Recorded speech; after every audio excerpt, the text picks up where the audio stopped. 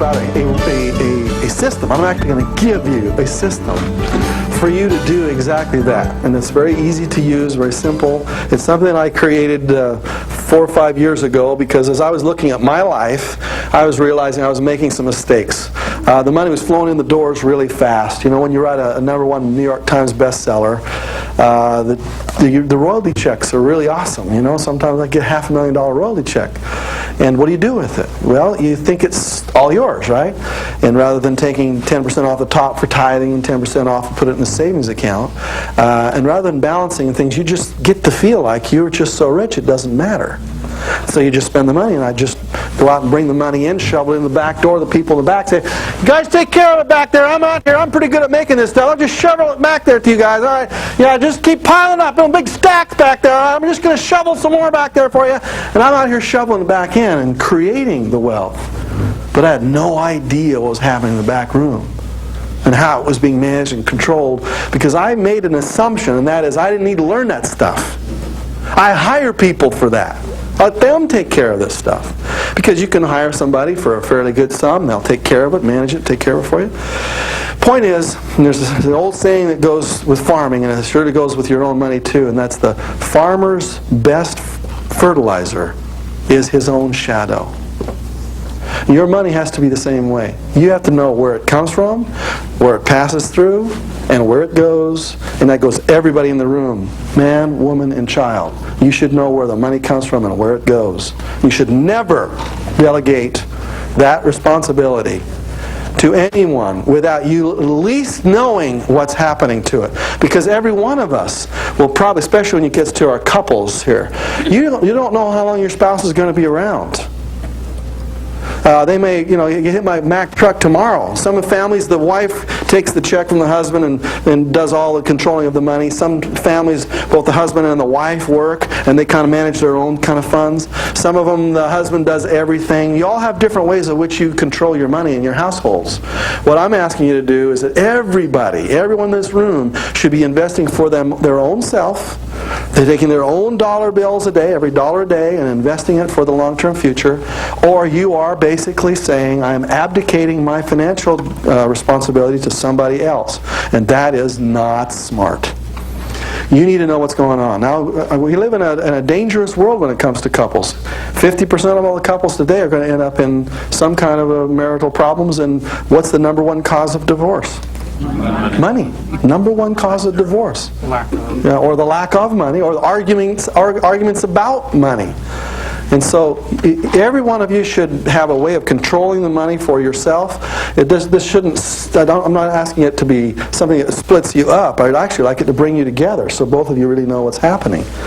And there's certain rules that you have to follow through. I'm going to kind of create for you the way the money should probably flow through your household. And if it does flow in this direction, you may have to divert the way you're spending to a brand new way of thinking about money, all right? And here it is. Let's just kind of do it together. Using the Rockefeller method or formula, we realize that every penny counts. And so we're going to figure out a way to control the pennies that flow through our life. And I'm going to draw for you something that's really, really very beautifully done here. I'm going to draw my bathtub for you. Okay, there's our bathtub. Now we see a faucet here, and then from that faucet flows money into our bathtub. And out of that bathtub, where does the money flow? Down the drain. It goes down most of the drain, doesn't it? Most of us don't have any money left over at the end of the month. What I'm going to do is create for you now the prosperous way for money to flow through your life. So I'm going to do a brand new bathtub here. I'm going to create a couple of faucets. And there are two kinds of faucets that you need to have flowing into your life.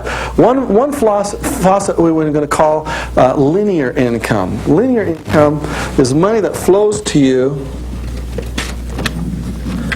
because you go out and get it. You spend an hour at work, you get an hour's worth of pay. That's linear income. One in, one out, or an hour in, $20 out, or whatever. It's linear. This other kind of income over here is what we call residual income. Now, residual income is money that flows in because you've set things up so that you don't have to be there. That's what we call residual income. Now, how many of you have seen me do the money tree presentation before? Some of you seen me do it. In a presentation I teach around the country, I talk about the radical difference between money tree income that flows to you, and what I call linear income that you got to go out and get. Where do most people's incomes flow from today? Yeah, it comes from linear income.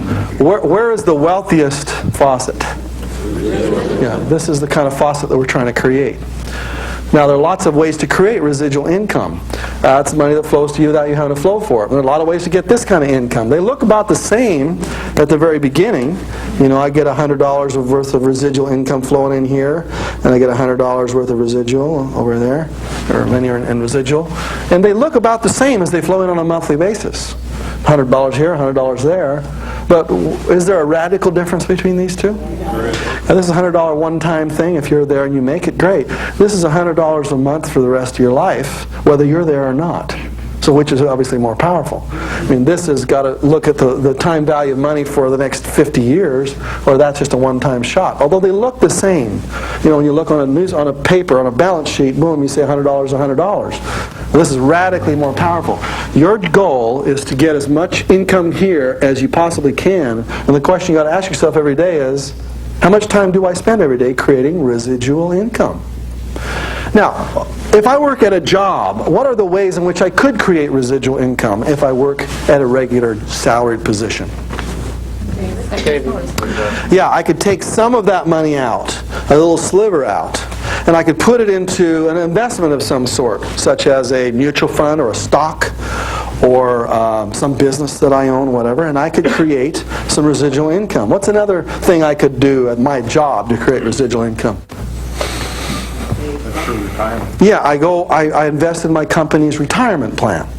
Many of you work at companies where they'll allow you to take a certain percentage of your income, 5, 6, 7%, and the company will say, we'll match that. Now, this is getting less and less today, but it's an incredible benefit if they do it.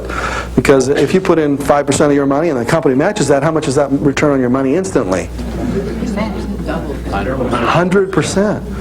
100%. Now, what was the rate of return I said was a really pretty good rate of return? If I could get 10 to 15 to maybe 20%, that's an incredible rate of return. If your company will make your money grow at 100%, so you should be maxing out every check you can get from your company. So I can work at my company and create a retirement plan by taking a little sliver of that money and getting over here to residual. The real key to it, though, is to make sure that you turn these faucets off and you turn these faucets on. And most of us are never taught that as kids. We're just not taught. What's another way to create residual income? Yeah, I write a book. Okay. Yeah, and the book I wrote in 1980 called Nothing Down. Now it's 1995, 1996, 97. We're going to write the edition for Nothing Down for the year 2000. It'll be called Nothing Down 2000. I mean, every 5 years I get to revise this book. Basically, I just double the numbers. And I just put it back on the shelf again, and people walk through, and Nothing Down's out there, and all my competitors are on the TV. They're talking about Nothing Down real estate. When they go to the bookstore, whose book do they buy? They buy my book. So that's just wonderful. So, yeah, I write a book. I get royalties. That's a fun word, isn't it? Royalty. I love that word. What other ways to create residual income are there? Insurance. Okay. Oh, well, network marketing. Okay, network marketing, creating a residual income. What's any other ways? Insurance. Yeah, insurance. Anything else? Yeah, I could put money in investments. Isn't a dividend on a stock residual income? Yeah, I bought a stock, I paid $10 for it. It pays $1 worth of dividends. That means that the stock is just pumping off like an oil well. And that's a residual income. I didn't have to work for it. I just had to buy the stock and hope that the company just gave me these benefits. That's what residual income is. We'll be talking about those investments as we move along throughout today. What I want you to just get the concept is there are two kind of sources that are flowing into your bucket or your bathtub, and you want to get as much as you can into this this thing right here. Every day you go to work, you got to ask the question, how much time am I spending here versus there? And am I diverting, or am I spending all my money that flows in here? Am I saving anything? Am I diverting anything to long-term residuals? If you're not, then you're basically saying that I am going to eat up my seed corn every day. I'm going to take all that corn that I could have go out and invest and put it in the fields, and that one kernel of corn can turn into 1,000 kernels. So every day, if I just eat up all my food, I'm just eating up my seed corn, and therefore I'm not going to be wealthy. I'm not going to be able to plant lots of crops out there. Now the money flows in from whatever these two faucets happen to be, and it flows out through various different leaks. So according to Rockefeller, what's the first leak? Charity. Yeah, I'm going to give a number to each of these leaks, and there are basically 10 of them. Okay?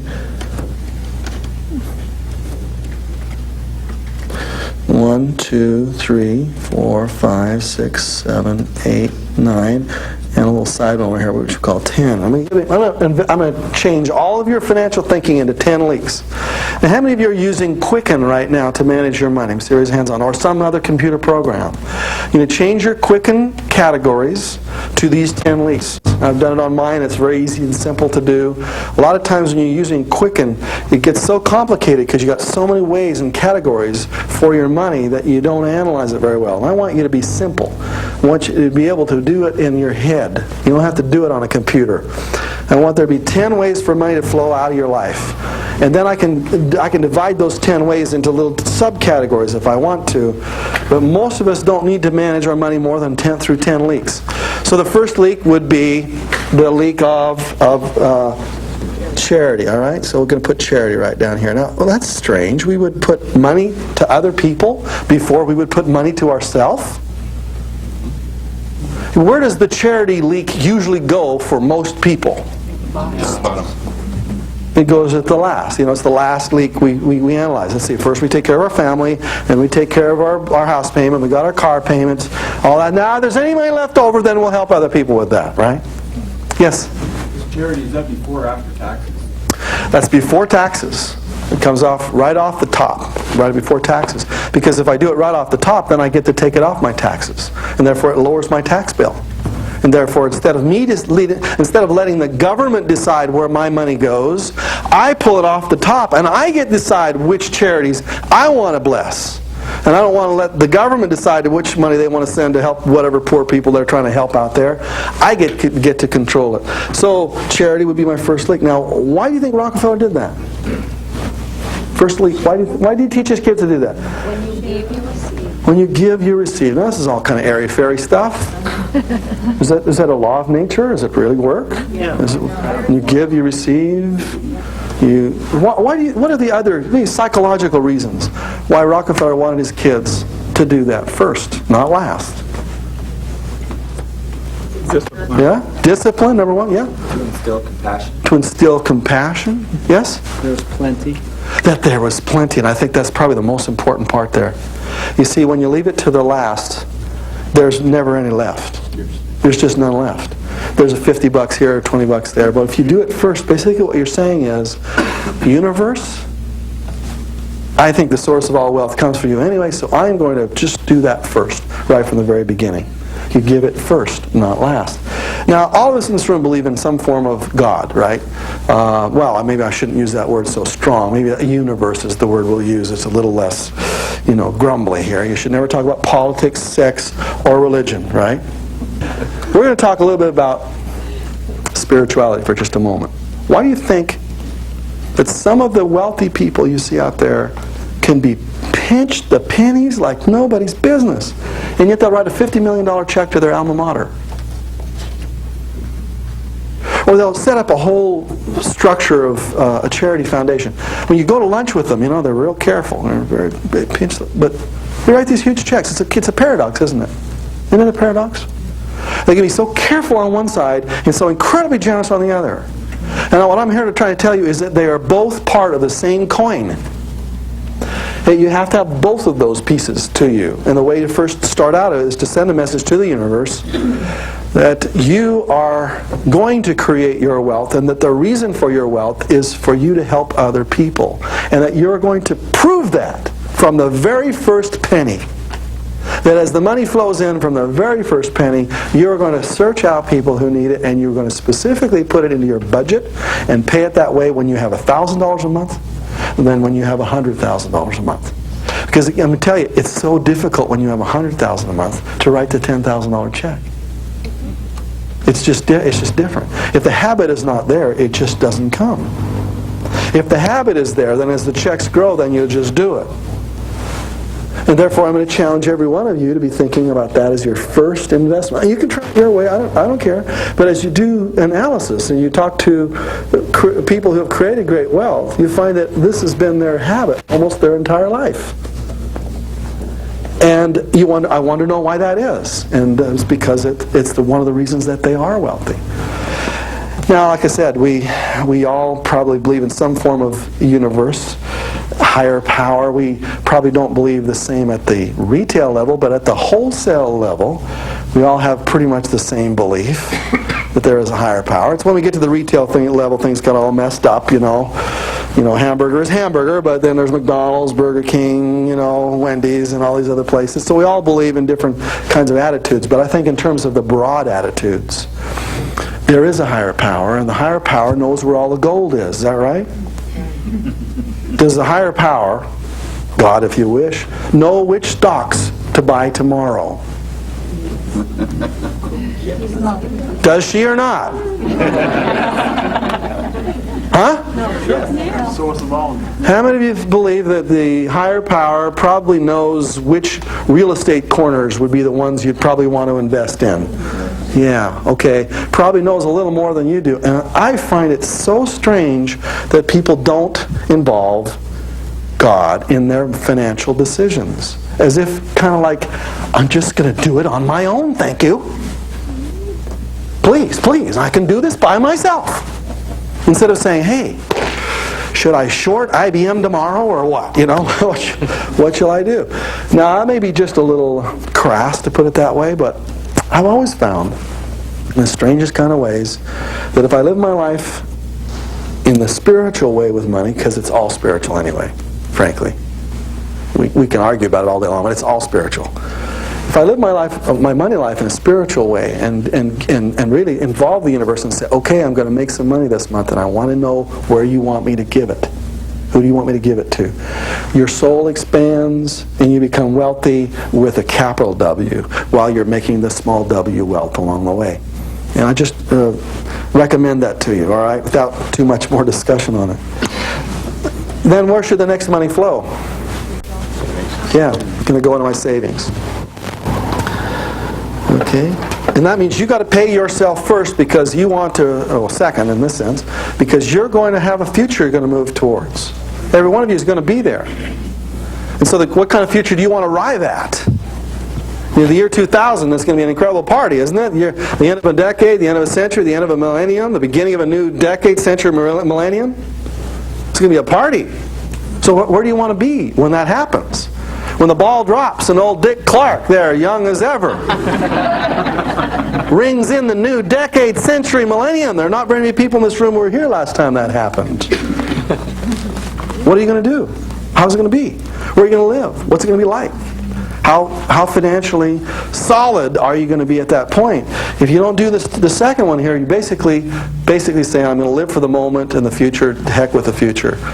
Now, if you'll do these two first, it makes your present even better. Because what's the third leak?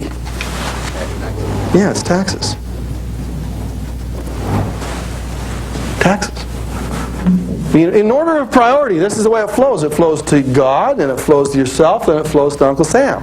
Because then, after you've taken care of those three particular responsibilities, then you can do the next step, which would be, what's the most important thing next in your order of priorities? Got to have my shelter, that's right. Got to have a place to live. That would be leak number 4, shelter. So the money flows out of these faucets, and as it flows in here, it starts to fill up your particular bathtub. It's going to flow out these leaks in order of these priorities. Then when it comes to leak number 5, if I got my shelter taken care of, what's the next thing? Yeah, and I'm going to call that household, because that will fit in a kind of a multitude of things. It'll fit food, it'll fit clothing, it'll fit things that happen in the house, so something gets broken here and there, we're going to put that into household. And remember, this is a very broad category, so if you're using Quicken, you could take category number 5 and break it down into lots of little tiny things like food and clothing, etc. Now, after I've got my house and my food taken care of, then what's the next thing in order of priority? Gotta get to work, don't I? So I gotta have my transportation. So I'm gonna call that auto. And that'll be auto insurance and car payments and gasoline and oil and anything else to fix up that car, because that's in order of the priorities. Then when I get to 7, what's the next order of priorities there? Yeah, I've done all this hard stuff at this point. If I hadn't had some fun by this time, I'm going to go nuts. So we're going to put some fun into leak number 7, and that's an easy number to remember anyway when it comes to fun. 8 would stand for what I call insurance. I mentioned insurance earlier, and I was mistaken on that. I want to put all insurance under one leak.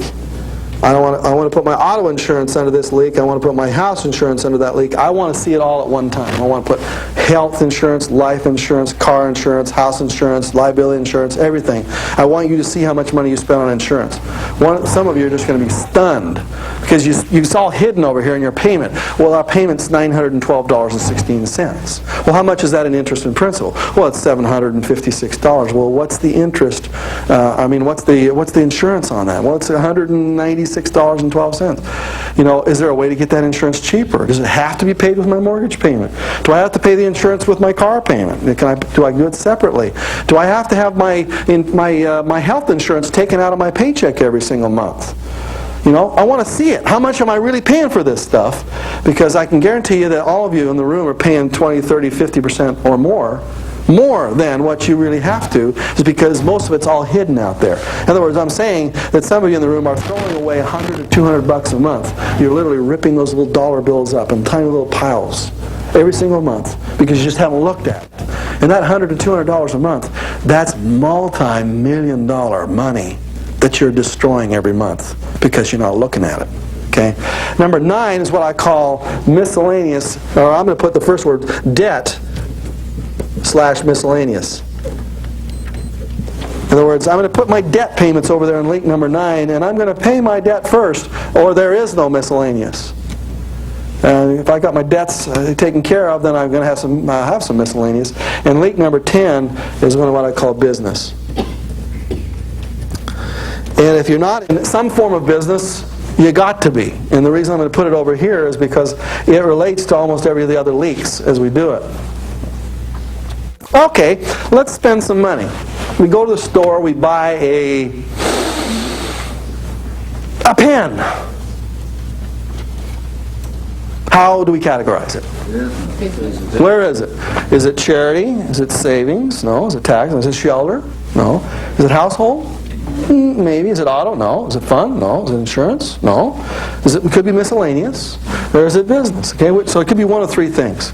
Household, miscellaneous, or business. Which do you want it to be? Business. Why? Well, how many of you don't own a business right now? Let me see, raise your hands on that. And how many of you do own a business? Okay. Therefore, you can write things like this off, right? What is the benefit of being able to write off something on your taxes? Okay. We said earlier, didn't I tell you earlier what is a great rate of return? What was a real super rate of return on your money? 20% on my money. If I could get 20%, like I'm going to do backflips, right? But that's really hard to get, isn't it? When I write something off, what's the rate of return on my money? 50%. Think about that. What's your tax bracket? Say it's a 30% tax bracket, that means when I buy this pen, the government lets me make it an expense, and therefore I get to take it off my income.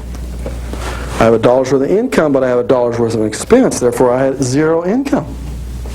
Well, if I was in a 30% tax bracket, then what happened to my investment? I invested $1 in a pen, but I got 30 cents back, didn't I? So I made 30% on my money. I mean, the government will give you an instant 30% on your money every time you write something off. That's pretty hot, isn't it? When you think about it that way, if I were to put money into a mutual fund and if I were to get 16.5% on it, I would be doing backflips. If I have a business and can write off this pen, I get 30% just like that. If I'm in a higher tax bracket like myself, I get 40% just like that. And if I add my state taxes, I get 50% just like that. That means every time I spend something for my business, I get that return on my money, which is pretty hot. So every one of you has got to have a business so you can write those things off so you can get the high rates of return, basically. All right? That's all basic stuff. I know you all understand this. But what I want you to think about it is to flow your money through these kinds of leaks so that every time you spend money, you're spending it in a certain flow in exactly the same way. It doesn't matter if you're making $500 a month or $50,000 a month. It all flows through the same kinds of leaks. So you can examine it all the same way every single time. You want to look through the same formula every single time. So, I'm going to give you a system here in a minute that'll allow you to do that fairly easily. I'm going to teach you what I call the millionaire minute. If I could teach you a technique that would take you a minute every time you spend money, and if you spent that minute every time you spent money, then it would make you a millionaire, how would you invest that minute every time you spend money? Okay. The millionaire minute is a process. Every time you spend money, you analyze it based on a certain system I'm going to teach you. Everybody take one.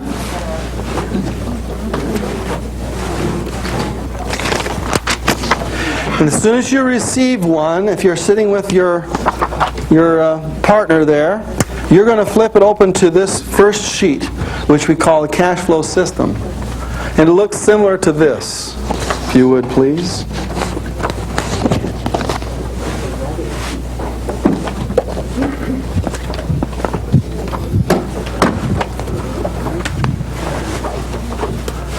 Okay, does everybody have, at least two of you have one there together? All right, good. Now let's look up here because I want to teach you a way to control your money by one little simple piece of paper that you carry with you. All of you and each of you will have this one little simple piece of paper, so I'd like you to fold it up for you. Take it in the middle and fold it in half. Okay, so it looks like that. It's all perforated and it's easy to use. A friend of mine named Jim Dyer created a little system that he calls the pocket planner. And I created this particular piece to go in with it. This is unique, and it's a patented system, and it's a very powerful system for easily taking care of your money. You don't need to use the whole system. That's that little plastic pouch that's in there. All you really need to do is to carry this little piece of paper here with you. And every time you spend money, you're going to be using this from now on. It's kind of like a calorie counter in a sense. But in another sense, it's going to be a millionaire maker. Now, I'd like you to just fold it into thirds, kind of like in a little S, a little accordion, so that it looks like that. Tiny little piece of paper. It's amazing that you can just put something like this in your pocket or in your purse, or you can put it in any other kind of planner that you're carrying in one of the little side pouches. The only requirement, the only thing I'm going to ask you to do is to use this every time you spend money. Now, you don't need to do it every time for the rest of your life, but I'm going to challenge you to fill up this thing for the next 30 days. And every time you find yourself getting out of control in your money, that you go take another one of these things out of the planner that I just handed out to you, and you use it again. Every time you're out of control. And I highly recommend that you use it every single time you spend money. Even if you're using Quicken or some other kind of financial program to control your finances. Because you still have to get back home to input all that data, right? This one little thing is going to take you about an extra minute to do before you take off in your car to go to something else. So I come up and I spend some money. Remember, we just bought, what did we just buy? Pen. We got a pen, right? So let's see, how did we pay for that? Well, there are three ways to pay for it. Either cash, credit, or check. So how did you pay for that pen? Let's say we paid cash. So let's look over onto our cash register, which is the far left-hand side, and how much money did you have in your pocket before you started? Well, I'd like you right now to go into your pocket or purse and to dig out and find out how much money you're carrying on you right now, and to write the number right up here in the very top corner. Now, some of you ladies, when it gets into those purses, there's going to be money you're going to uncover in there that hasn't surfaced since 1974. Okay?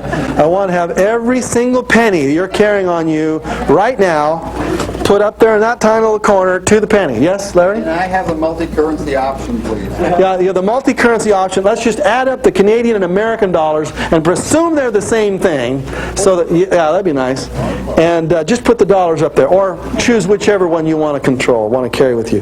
I like that every cent you got on you is going to be placed right up here, where it says "Begin Balance," right at the very top left-hand part of that sheet. Was that again, ma'am? Traveler's checks is just like cash. Cash, dollar bills, pennies, quarters, everything you got on you, I want you to have controlled through this system here.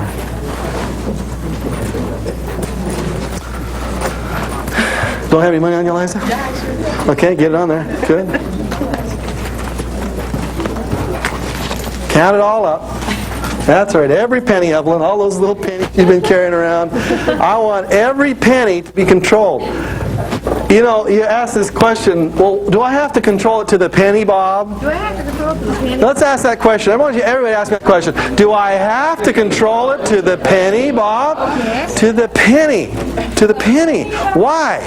Because if $1 can grow into $1 million, what does a penny grow into? 1,000,000 pennies. How much is 1,000,000 pennies? $10,000. All right, so you're walking along the street. How many of you have ever walked and stepped over a penny and just said to yourself, "That's just a penny, no big deal"? How many of you ever walked by a penny and not picked it up? Basically, what you just walked by was how much money?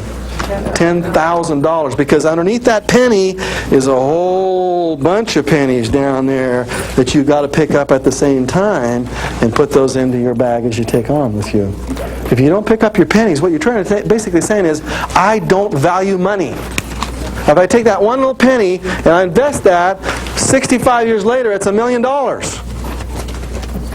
Or 1,000,000 pennies, I guess I should say. If I get 100 pennies, that's $1 million. So I want you to control every penny. And I know that's so tough. And when I first heard this, I said to the guy who was teaching me, his name is Saul, and I said, "Saul, you got to be kidding." He said, "No, Bob, we're going to do it to the penny." And I said, "I'm not going to do it to the penny. I mean, can't we do it just to the nearest $100? Give or take $100. What's the difference?" He said, "No, we're going to control it to the penny." Because then we're showing ourselves we really value every penny. Okay, so you got all your pennies? Is it all listed in there? Good. Now, we just bought ourselves a pen. So we list up here the amount of money we had. Let's say it was $93. Now we have, I want you to fill in the exact transaction. And the transaction, let's see, we have the date. So what was the date? Write the date in right there. You can do it 9/11 or however you want to do it. Let's see, was it I'm sorry, the cash register. Did I do it wrong? I did. Yeah, check is in the middle, isn't it? Cash is in the middle. I'm sorry. $93 goes over there. We're doing a cash record. So the date. Who do we give the dollar to? Staples, Office Depot, whatever place. We went to a place and we bought it and gave them cash. And so we put our beginning cash of $93. The amount was $1. So we write $1 in there. And the balance below the $1 shows us how much cash we have left in our pocket. $92. Let's see the category. What was the category? Well, it depends on whether you're in business or not. If you're not in business, you can't write it off, which means you just wiped out a tax deduction. But if it is, you're going to put the number, what leak number are you going to put in there? 10. Now, I've actually multiplied this out by 10, so you're going to have 10 times more deductions. I call it 100. I've taught you the 10 leaks, but I've actually added a 0 to every one of those leaks and made it 10, 20, 30, 40, 50. So you can subcategorize if you want to, or if you want to keep it simple, just leave it 1 through 10. If you're going to keep it simple, then it'd be a 10 category in there, 10. And why? Why? Business expense and my balance. Okay, good. How long did that take me to do? Yeah, you get outside the line and you just, wait a second here. People are bugging you. I'm doing my millionaire minute. Do you want to be poor or do you want to be wealthy? I'm doing my millionaire minute right here. Just don't bug me. So you can finish. That took a little bit. We're not done yet though, are we? Because we've got another side to this. So flip over the other side and see what you see there. On the other side, we see there are 10 leaks. And so where do we put this? Which leak do we put it on? It's under the business, which is the far right-hand side over here. So fill it out. And we should write in there the date. So we're going to write the date, 9/11. And let's see, was it a chick or a dues or a cur? Was it a check or a dollar sign or a credit card? It's a dollar sign, so we'll just write the dollar sign in there. And then we're going to write in what? Pen. And we're going to write in how much it costs, $1. Now above the dollar, there's a little thing that says target. What does target mean? This is not a budget. This is a target. Some of you work on budgets. We find that budgets don't work. If they did, the government would be much better off than it does today. Budgets usually don't work. What I'd rather you to target towards is how much do you think it's going to be? I'd like you to make an estimate and just put that figure up there as a target amount. Make a guess. How much money am I spending on business expenses every month? And make a target. And then when you get to the end of the month, you'll have a whole bunch of expenses written in here. Okay? So that's what I did. That was not hard. I made 2 entries here. I made an entry to balance my cash account, and then I made an entry over here to give me a list of my business expenses. That's going to take you about a minute. Most people don't spend that minute. They just run off into the future, assuming that it's all going to get taken care of by the accountant. Now, what else do I need to do during that minute? There are a couple other things I want to do. I want to get a receipt. So when I get my receipt for a pen, it's $1. I get my receipt. What number will I write on my receipt? I'm going to write the category. In this case, I'm going to write 10 is my tax category, or 100 based upon whether you're trying to have more delineations in your categories. I'm going to write the number 10 in there, and then I'm going to stick my receipt in my plastic pouch that comes with my planner. Let's fold up our thing again and take out your plastic pouch that's located in your planner there, and stick it in one of the parts of your any one of them, and fold it over. And there you've got your little system to carry with you. You can put that in your purse. You can put that in your pocket. You can put that into your other planner that you're carrying with you for time management, or I'm going to give you one to control your time too. So when I go to write my check or to pay my cash to buy something, here I am doing my Millionaire Minute. First I'm going to go into the store and I'm going to shop for value. I'm going to look for the cheapest and get the most valuable thing I can get. I'm going to try to negotiate a discount, because if I can negotiate that discount 10 or 15% below, that means I'm making 20% of my money instantly by getting a discount. So I like that. When I bring the item up to the checkout stand, I'm going to ask for that receipt as it's being paid. I'm going to decide, is it going to be cash, credit card, or check? I get that receipt, and I immediately and instantly categorize it right there on the spot. I want you to know when the money is spent exactly what it was spent for. And you can remember the 10 leaks, can't you? Okay, what's the first leak? Charity. What's 2? Savings. What's 3? Unconsent. What's number 4? It's your shelter. It's your house. And then what you got to have in the house? The household, which is food and stuff.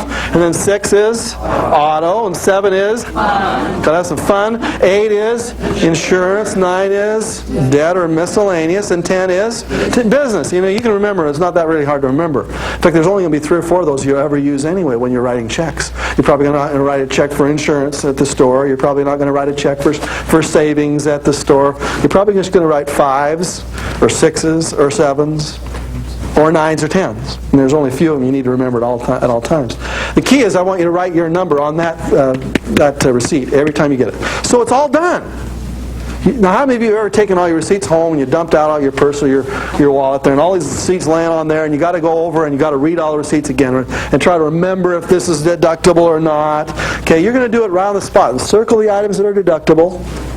If they're deductible, write your number on it, and then instantly just stick it right in here after you've balanced it, tracked it, put it on the back, and you're done. It takes about a minute. And as soon as you get home, what are you going to do with those receipts? I have to file them, so where am I going to file them? That's what the system's all about. So inside the system, I've created some stickers for you. Here are the stickers. And there are 3 kinds of ways you're going to organize your life. I've created what I call the wealth files, and I'm going to give them right here to you right now.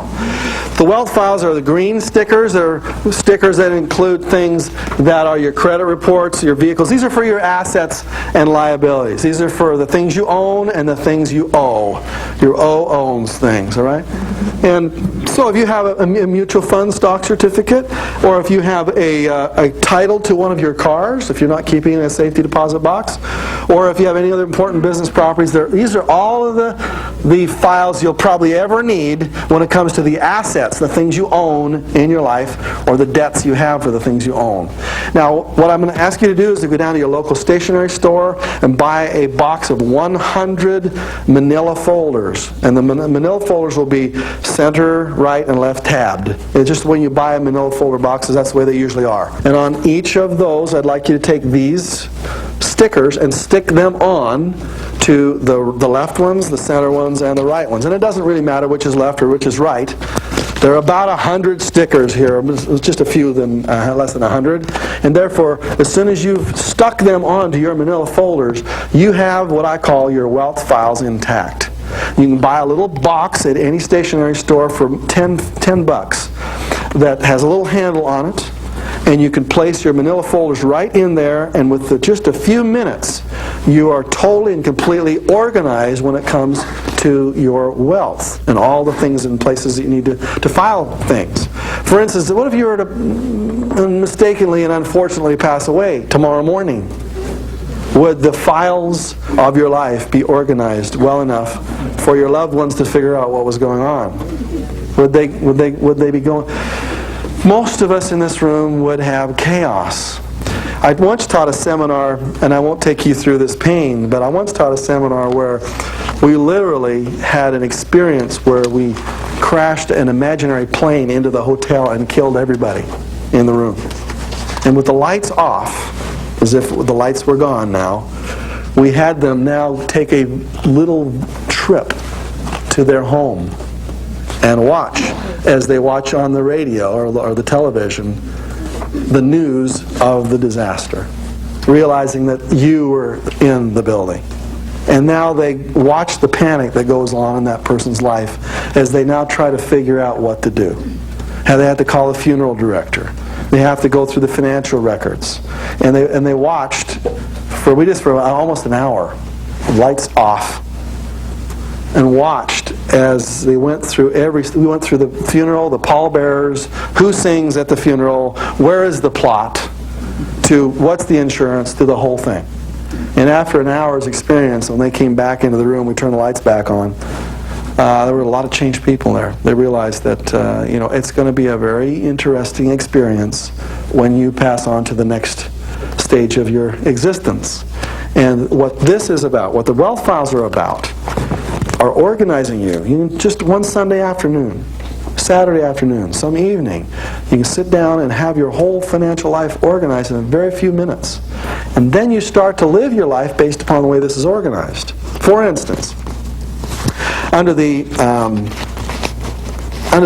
blue records we see here, in case of emergency, this is who they should call. You should tell your loved ones, if anything ever happens to me, you go to this little box, you open up the box and you pull it to this file and you read it. And it'll tell you exactly what to do. There should be your last will and testaments in here, your burial plans. It's kind of morbid, but it's going to happen. Maybe it won't happen to you. We'll have figured out the cure to mortality by the time you get to your time in life, right? So here we go. It's all right. Even important photos and keys, you have a simple place to go. When it gets to my red files, well, in here, I have my leaks all organized. See that? There's faucets and leaks. Faucet number 1, faucet number 2, faucet number 3, and you want to have at least 3 primary faucets flowing from different sources. We call that multiple streams of income. And then we have the expense leaks, 10, 20, 30, 40, 50, 60 to 100 there, plus the tax years for the last 5 years in your life. There's a place for you to file your taxes. Now, what you do is when you get home, you take out your little pouch here, and in your pouch will be the receipts for what the money you spent that day. How much money will you be spending every day? How many times will you go into your wallet or purse and pull some kind of financial resource out of there, cash, credit, or check? How many times a day are you going to do that? 5. Either 3, 4, 5 times. More than likely, you're going to do 3 to 5 times a day. It's really not that big a deal. We take this money thing and we make it too big. I'm trying to tell you, that's why Ted you ripped up the dollar bill. I want you to take money down to its simplest common denominator and analyze it. I want you to take money and look under a microscope at it and see really what it takes. And then I want you to take and look at it with a telescope and see what that little microscopic amount grows to as it's telescoped out over decades of time. And you see what it can really grow into. And so I'm going to take every transaction and focus on it. And if there's only 3 to 5 transactions a day, anybody can do that. So today at lunch, when we have lunch here in another hour or so, you're going to go to lunch somewhere, right? Or are you just not going to eat? Probably going to. So you're going to probably transfer some money out of your life to somebody else's life. That's going to be what I call a money transaction. So let's figure out, like right now, let's plan it out. Where are you going to go spend money? Some of you don't even have it figured out yet. Some of you brought your lunch. Some of you, brought a Nutri-Meal or a Gold Bar that you're going to eat for lunch or something like that. So how are you going to? Is it going to be cash? Is it going to be credit card? Is it going to be check? Okay. Which is better? Cash, credit card, or check? Which is the best way to spend money? No. What is it? Yeah, right? I would say credit because we get lots of points on it. You don't have to carry anyone. Okay, credit card. If you pay your credit card every month, if you pay your credit card every month, that's one of the best ways to spend your money. What's the worst way to spend money? Cash. Why? One of the reasons is we don't keep records of it. What's another? Why is another? You don't want to have to. You want to feel yourself not having access to it. If you walk around, I heard some of these guys say, "I always carry, 5 $100 bills there. Just make me feel prosperous." I want you to have almost nothing on you in terms of cash. I want you to have to go into your checking account. I want to make it hard for you to access your money. When you go to the ATM machine and get your cash, how much cash do you usually get? Do you usually max it out? Just get all $300 right out there on the spot and carry that around with us? And that's the last thing you want to do. Okay. So, this little thing you carry with you, every time you spend money, it's going to take you an extra minute. When I get home, I take out my receipts. And where do I put my receipts? It's already filed there for you. I've got a file place for it. I just take it out of here. It's already got the numbers written on it. I don't even have to think anymore. There's a 7. Good. And I put them towards the back of the file, so it'll be in chronological order. And I put it to the back. And pretty soon, in a minute a day, minute per transaction, I get home, I am totally organized. Most of you will have dozens of little expenses that you don't track that this will force you to track. At the end of the month, suppose there's $100 worth of stuff you wouldn't have written off. At the end of the year, that's $1,000 worth of stuff that you wouldn't have written off. That's $500, $300 back into your life that you would get back as a check from the government if you'll track it this way. And most of you have no way whatsoever of tracking those kinds of tiny transactions. When you get to the end of the year, you have your files all filled up.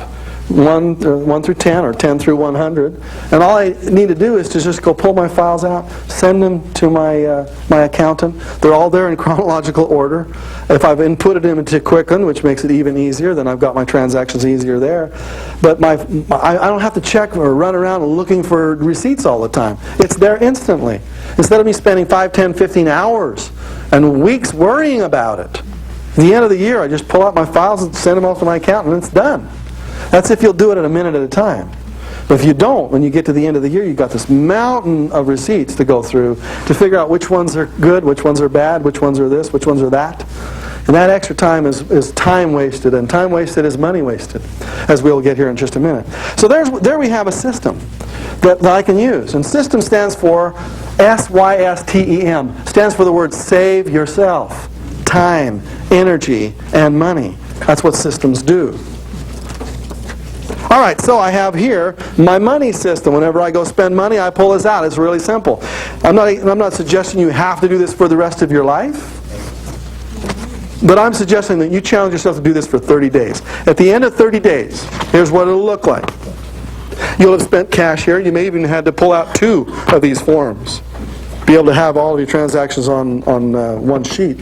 Then you're going to have your transactions for your credit cards and transactions for your checks. It'll all be in one place. You'll be able to tell at one instant glance how much debt you have on your credit card, how much cash you have in your pocket or purse, and how much cash you have in your checking account. And you'll be able to make much wiser decisions. You'll be able to look at your thing and say, gosh, my credit card balance is up to $1,500 here. And I have to pay this off by the end of the month. And I don't have that much money in my checking account. Where am I going to get that money from? If I don't get that money from there, I'm going to have to go into debt. Do I want to go in debt this month? You see, at the end of the year, at the end of the month, you look on the back side and you'll have all of your income flows will be here, and all of the leaks will be filled out. The whole month will be filled out. And I'll take this summary, the bottoms of each one of these leaks, and add them up at the bottom. Look at the bottom right-hand corner and see what it says. My total income, it means all of my money from all of my faucets, I add up, and it tells me what my total monthly income is for that month. Right below that would be my total expense summary. I add up all my 10 leaks, and I put my total right down there, and you're going to have a surplus or a deficit. Now, if you have a surplus, will that be good? That's good. You mean we've already taken out our savings, so that means a surplus in addition to savings. That's good. If I have a deficit, what had to happen for me to go into deficit? I had to borrow money to go into deficit, or My liabilities exceeded mine. I had to pull money out of savings. Therefore, I'm eating up my seed corn, as they say. So I either went into debt, or I wiped out savings, or what's the other choice if I have a deficit? I stole it. That's income. In other words, if every family in America would do that at the end of the 31st day of the month, on the days there are 31 days, if they would really look at it and say, you know what, this month we went into $400. We either wiped out $400 with our savings, or we went into debt, $400. But most couples don't do that. You know why they don't? Because they never track it. Because they just use their credit cards. One couple's got a credit card. They just use the credit cards as if there's no tomorrow, and then they never analyze it at the end of the month. And they wake up about a year later, and they realize their credit cards are all maxed. They got $18,000 worth of debt, and they don't know how it happened. If you do this every single month, you know how it happens. It happens $500 at a time. At the end of the year, you're $6,000 in debt. If you were to look at it and say, wait, stop it here. We went the whole $500 this month. Where did it come from? And you got it right in front of you. You can analyze it. Let's see, was it entertainment? Was it household? Was it business? Was it where was it? And you can see it right there in front of your face. And all the transactions are there. So I want you to do this one full month. And if you miss a day, I want you to start from scratch and give me 30 straight days. And once you give me 30 complete days, and I'll promise you, it will change your life when it comes to finances. It will absolutely change your life. Because you'll think about money in a whole different way. That's what I want you to do. Think about it.